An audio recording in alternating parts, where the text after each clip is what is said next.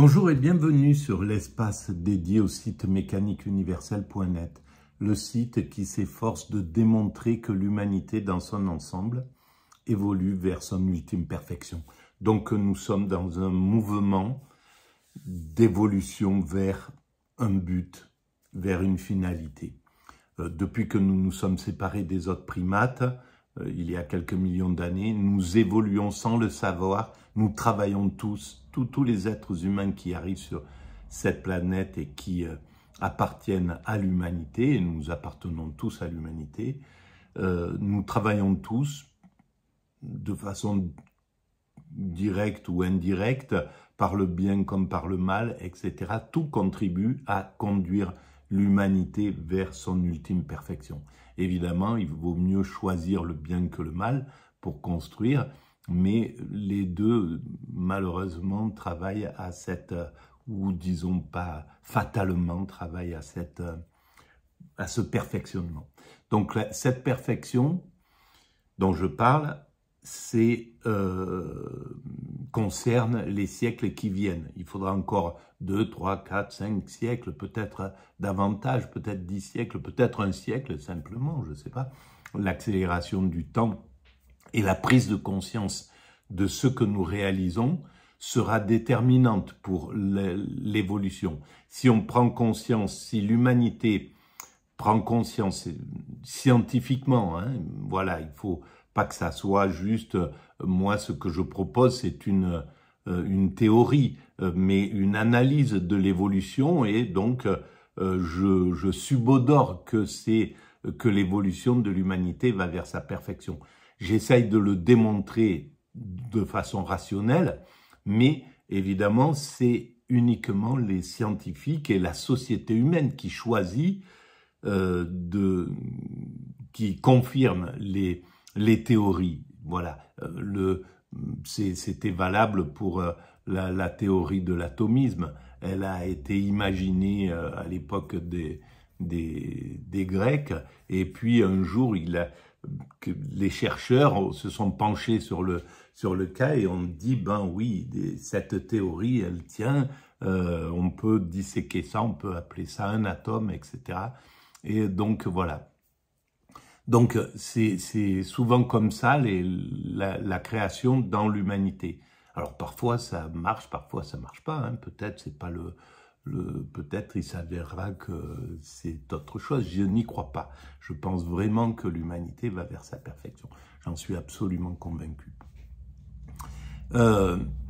Et donc, cette théorie, de temps en temps, je l'appuie avec des vidéos ou des livres ou des audios que j'ai écoutés. Et là, il y a quelques jours, en voiture, j'ai écouté un épisode sur Hegel de France Culture, avec philosophie, sur le présent toujours perdu, sur la réflexion sur le présent. Qu'est-ce que c'est que le présent? Ça a l'air d'être génial. Il y a 4 épisodes. Là, c'est l'épisode de Hegel. Seul le présent est frais, tout le reste est terne.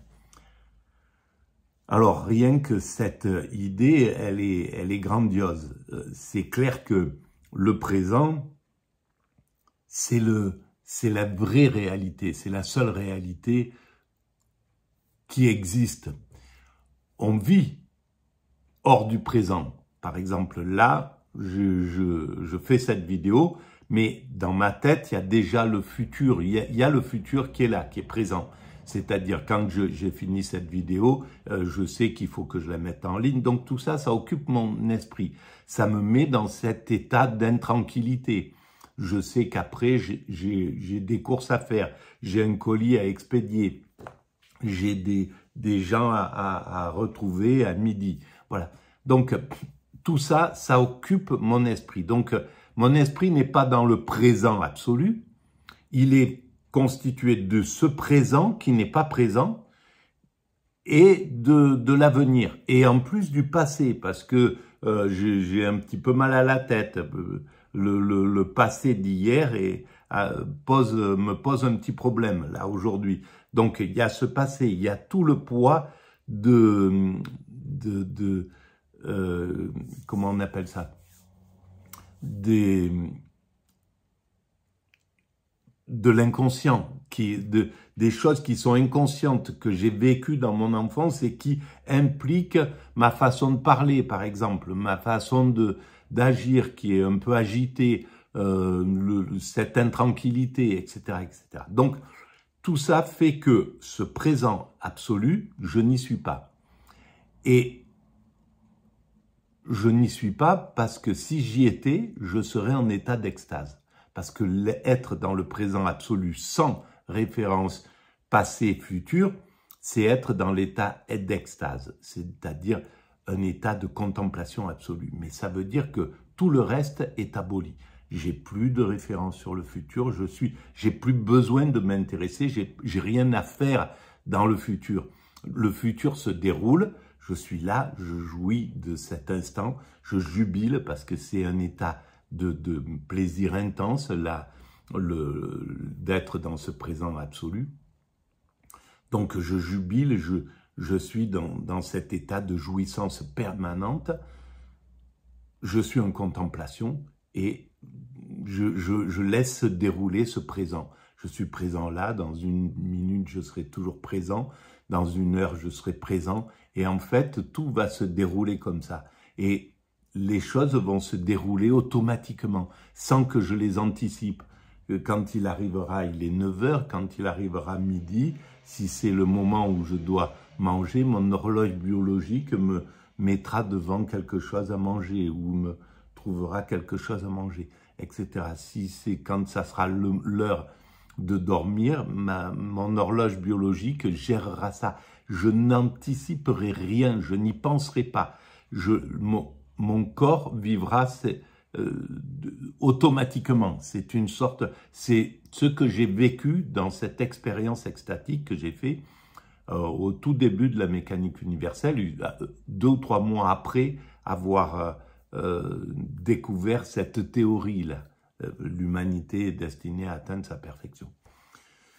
Donc voilà, ça c'est pour le présent. Et donc on n'est pas... Et alors, seul le présent est frais, tout le reste est terne. Là, soit Hegel a vécu cette expérience, parce que là c'est vraiment la fraîcheur. Et le reste c'est terne, même si c'est la vie.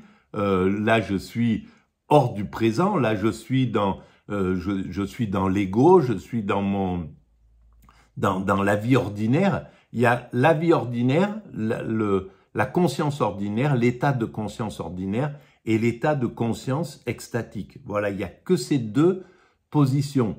Et là, je suis dans l'état ordinaire, donc avec l'agitation, l'angoisse, les soucis, les joies, les plaisirs, tout ce qui fait que la vie ordinaire de chaque être humain. Et l'état d'extase, c'est un état extraordinaire pour nous, les hommes constructeurs.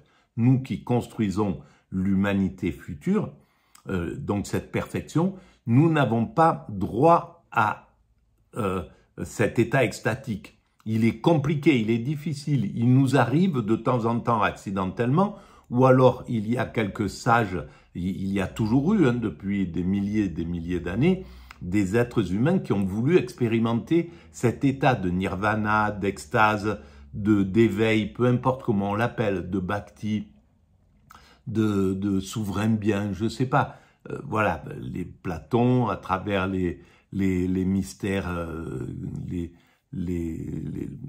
toutes les techniques qui se présentaient avant pour atteindre cet état-là, les gens l'expérimentent, mais c'est très compliqué quand on veut le faire de façon non accidentelle, de façon volontaire. C'est extrêmement compliqué, ça demande beaucoup d'efforts. Le moine zen qui va finir par expérimenter cet état d'extase, il va falloir qu'il s'assoie, qu'il reste en position de méditation 1 heure, d'abord 10 minutes, puis au bout d'un mois, tous les jours, à reproduire ce truc-là, il va finir par méditer 1 heure, puis 2 heures, puis 3 heures, puis... Donc il contraint son corps à une sorte de volonté, à une perte d'ego. Il il essaye de faire le vide dans son esprit. C'est quelque chose, on sait très bien que c'est très long quand on veut le faire volontairement. C'est très compliqué. Il y a très peu de gens qui parviennent à ça. Parce que nous n'avons pas le droit à cette extase. Pour nous, nous n'avons droit qu'au plaisir, pas à l'extase. L'extase, c'est le plus haut degré du plaisir. Nous n'avons droit qu'au petit plaisir.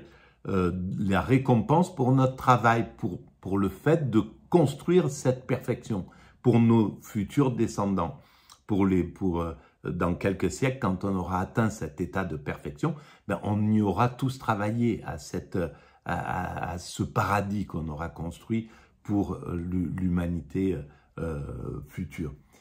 Mais donc, en tant qu'homme constructeur, on a besoin de toutes nos pulsions, on a besoin de cette agitation, on a besoin d'être dans cette intranquillité, on a besoin de devoir anticiper, réfléchir, programmer, prévoir, etc., construire des choses. Voilà, améliorer l'humanité de décennie en décennie, de siècle en siècle. Voilà. Donc ça, c'est l'introduction longue de cette théorie. Alors là, sur Hegel, on va lancer et je vais commenter un petit peu. J'ai commencé déjà en voiture, donc, mais là, on se lance. Quand Emmanuel Renaud, avec c'est une très jolie formule. Oui, mais en fait, on est un peu piégé par la multiplicité des acceptions possibles du terme présent. Parce que donc présent, ça peut être simplement le présent temporel, l'instant fugitif, donc qui dès qu'il est énoncé a disparu. Donc ça, c'est vraiment une modalité du présent, une conceptualisation du présent qui est thématisée dans le premier chapitre de la phénoménologie de l'esprit. Quand je dis maintenant, j'énonce quelque chose qui est déjà révolu. Bien sûr. Donc il n'y a jamais de maintenant en ce sens. Alors, et puis il y a le présent d'un sens. Il y a aussi tous les maintenant. S'il n'y a jamais, c'est parce que le fait de le prononcer, c'est autre chose, c'est intellectualisé. Donc l'intellect, il est pas dans le présent. Le présent, il est sans voix, il est dans la contemplation. C'est plus une analyse, ça passe pas par l'esprit est vide dans le présent absolu. Mais c'est quelque chose qui est vécu, c'est pas quelque chose qui est pensé, c'est pas quelque chose qui est intellectualisé. Voilà. Oui, qui est aussi tous les maintenant, mais bon, dont le contenu change en permanence. Et il y a aussi, je pense que c'est ce que Jean-François Kervegan soulignait, le présent au sens de ce qui est actuel, au sens de ce qui existe en acte. Et ce qui existe en acte aujourd'hui, par exemple, voilà, le processus de réalisation dans l'époque de Hegel, oui. Le processus de réalisation des idéaux révolutionnaires. Et ça, c'est un processus qui définit le présent, mais qui est un processus... C'est toujours ça, c'est toujours dans l'état de conscience ordinaire. C'est le même présent dont il parle là. C'est toujours, c'est un présent qui est soucieux, qui réfléchit, qui pense, qui est autre chose. Donc c'est un présent qui tient compte évidemment dans ce cas-là de ce qui s'est déroulé avant. Par exemple, pour Hegel, quand il pense à ce présent-là, il tient compte de la révolution qui s'est déroulée quelques années avant et son implication dans le temps maintenant. Cette révolution est toujours présente parce que elle est en train de modifier le présent dont il parle, le présent qu'il vit, et elle modifiera le futur aussi un petit peu. Donc, et elle continue de modifier. Donc, il fait partie de ce présent de la révolution qui a englobé quasiment tout la fin du siècle, du XVIIIe siècle et le début du XIXe siècle. Voilà. Et qui se développe dans le temps. Donc, ce présent, il a une dimension atemporelle, en quelque sorte, au sens où c'est ce qui est actuellement existant, et c'est ça que atemporel, c'est pas le terme, parce qu'atemporel, c'est le terme qui est idéal pour l'état d'extase. Il n'y a plus de temps, c'est atemporel. Mais c'est un autre atemporel dont il parle. C'est un temps qui n'est plus, qui est l'histoire de la révolution, l'implication de la révolution dans le temps. Voilà. Ça, c'est autre chose. Mais atemporel, qui n'a pas de temps, qui ne voit plus, qui n'est plus en référence avec le temps, c'est dans l'état d'extase. Chercher à comprendre. Et pourquoi c'est intemporel? Non, mais je veux dire qu'il est intemporel au sens où il n'est pas qualifié temporellement. C'est pas un présent qui serait celui de l'instant présent qu'on distinguerait d'un futur immédiat ou d'un passé. C'est ça qui va rester, c'est ça que vous voulez dire? C'est ça qui se développe actuellement. Hein, donc, souvent, en fait, le concept de ce qui est présent, vorhanden, ce qui est donné en fait à nous, c'est quelque chose qui est présent, donc pas au sens de l'instant présent qui se distinguerait de l'instant passé, qui n'est plus maintenant, mais qui se distinguerait aussi d'un futur immédiat. Il englobe en définitive ces différentes dimensions que nous pouvons distinguer pour analyser plus précisément le développement de ce processus présent. Donc, par exemple, le présent, si notre présent, faisons donc comme si nous étions dans la situation de Hegel, c'est celui de l'actualisation de la Révolution française, ça veut dire que c'est celui d'un passé, la Révolution française. Mais c'est aussi celui d'un devenir qui est gros de l'avenir, parce que ces idéaux, eh bien, ils ne sont pas encore qui est gros du passé. Réalisés. Ou peut-être qu'il se réalise d'une certaine manière qui va ouvrir à d'autres manières de se réaliser pour eux, puisque cette première forme de réalisation va se heurter à des obstacles, à faire apparaître sa dimension aporétique. Il y a un philosophe, alors c'était peut-être pas uniquement ou même vraiment un spécialiste de Hegel, il proposait des études d'histoire de la philosophie, c'est Alexandre Koyré ou Koiré, selon les prononciations.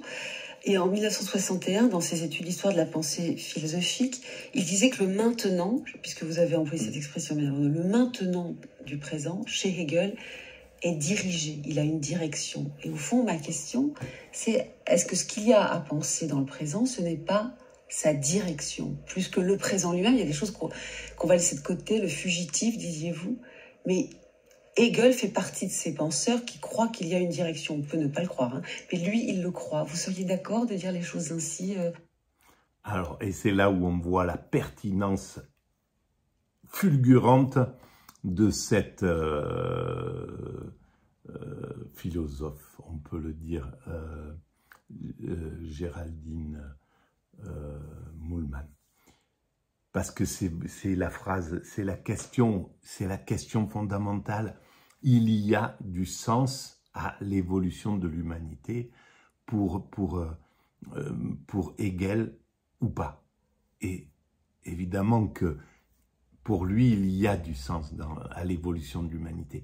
Et moi, je n'arrive même pas à comprendre la pensée de ceux qui pensent que qu'il n'y a pas de sens, qu'il n'y a pas d'évolution, elle le dit à un certain moment, que l'évolution de l'humanité va dans tous les sens, qu'elle est désordonnée, qu'on n'arrive pas à lui attribuer un sens. C'est impossible de penser comme ça. Pour moi, mais simplement à partir du moment où on est d'accord avec le darwinisme, c'est-à-dire on est né des primates naturels, on était l'équivalent des chimpanzés. Entre ce moment et aujourd'hui, si on n'arrive pas à détecter toute une évolution, eh ben, je vois pas comment on peut discuter après derrière ça. Évidemment qu'il y a une évolution et on est arrivé à ce point entre le primate que nous étions et l'homme que nous sommes aujourd'hui. Il y a un type d'évolution. On a développé la conscience, notre capacité à retenir les choses, à engranger les connaissances, on a développé la technologie, développé tout un tas de choses, etc. Et on est, voilà, enfin, c'est évident, quoi. Et ça, c'est vraiment incroyable. Et grâce à ça, grâce à ces deux pôles, nous étions des primates naturels, nous sommes des hommes constructeurs, on peut dire où nous allons. Nous allons vers l'humain accompli. Voilà. Jean-François Kervégan. Oui, tout à fait. Alors, je vais arrêter là pour cette vidéo. Voilà. Et on va reprendre derrière parce que là, ça devient intéressant. Voilà. Si vous pensez que ces vidéos ont un peu d'intérêt, qu'il est intéressant pour l'humanité de prendre conscience maintenant, de commencer à réfléchir à ce qu'elle construit, à ce que nous construisons tous ensemble, eh bien, vous pouvez mettre des pouces, vous pouvez vous abonner, tout ça c'est gratuit. Vous pouvez envoyer le lien à vos amis, vous pouvez laisser des commentaires et tout ça, ça augmente la visibilité de l'espace. Donc, le nombre de gens qui lisent en venant sur le site ou sur mon site mécaniqueuniverselle.net, l'humanité est destinée à atteindre sa perfection. Et ça modifie la façon de penser sa présence au monde. Il y a, à mon sens, du bénéfice à prendre conscience que nous réalisons quelque chose de plus grandiose que nous. Voilà, je vous remercie de votre présence et de votre gentillesse. Merci, au revoir.